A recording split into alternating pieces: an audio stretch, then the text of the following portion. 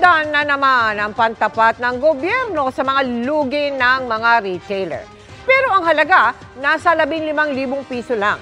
Paano naman kaya ang mga magsasaka? Nakatutok sina Ian Cruz at Oscar Oida. Kung pwede lang daw, hindi na muna magtitinda ng well-milled rice si Wilson Santiago.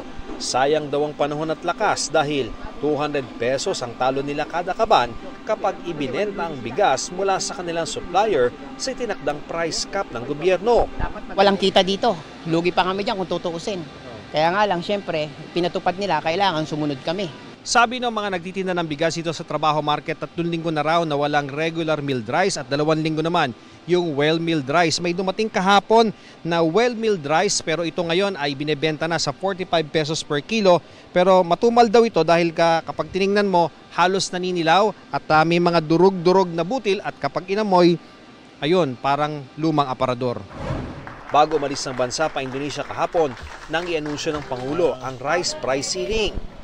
Pero inutos niya rin ang pagtukoy sa maliliit na retailer na kailangan bigyan ng ayuda na kukunin daw sa 5.5 billion peso Sustainable Livelihood Program ng DSWD.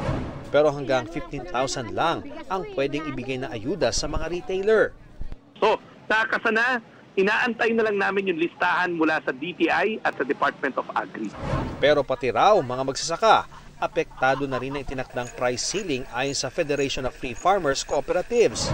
Bumagsak na umano na hanggang 3 piso ang farm gate price ng palay kasunod ng ipinataw na price ceiling sa bigas. Yung kasalanan ng mga hoarder supposed to be at saka mga price manipulator, bali yung farmer ang sasalo ng problema in the form of low palay prices.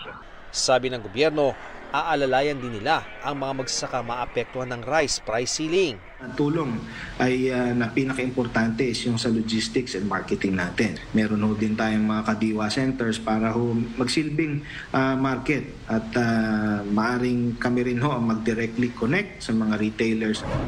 Bago pang itinakdang price ceiling sa bigas, ay may nauna ng hakbang kontra sa mga hiniinalang smuggled na bigas. Tulad naman na sa 7 warehouse sa Bulacan na ni-raid kamakailan.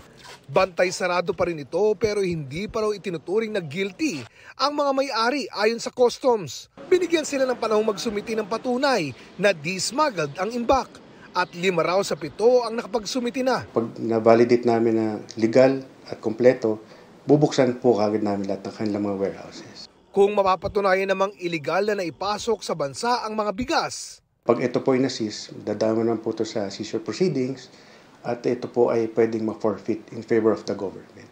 Kung sakali, pwede rin daw itong ipasubasta o i-donate sa gobyerno. In the long run po, ang mamayan po makikinabang dito. Bababa po ang presyo at kung yung nag-i-smuggle po, nagbabayad naman sila ng tama, mas marami po tayong proyekto ng gobyerno magagamit po. Para sa GMA Integrated News, Oscar Oida at Ian Cruz, nakatuto kami 24 oras. Mga kapuso, kasama nyo kami 24 oras. Mag-subscribe sa GMA Integrated News sa YouTube. Sa mga kapuso abroad, bisitahin ang GMA Pinoy TV at www.gmanews.tv.